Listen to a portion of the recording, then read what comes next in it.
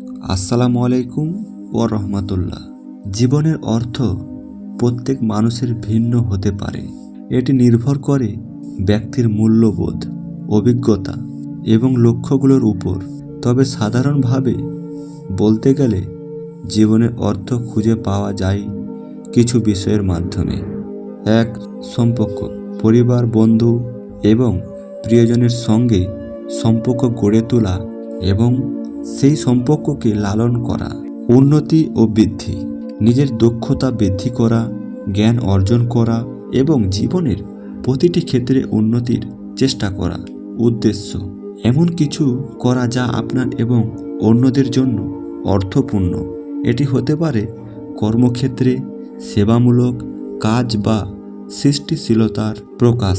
আনন্দ ও শান্তি, জীবনের ছোট ছোট আনন্দগুলো উদযাপন করা এবং মানসিক শান্তি খুঁজে পাওয়া। অন্যদের সাহায্য করা, সমাজের জন্য বা অন্যদের জন্য কিছু করা যা জীবনকে অর্থপূর্ণ করে তোলে। জীবনের অর্থ নির্ধারণ করা একান্তই ব্যক্তিগত একটি ব্যাপার এবং এটি সময়ের সঙ্গে সঙ্গে পরিবর্তিত হতে পারে।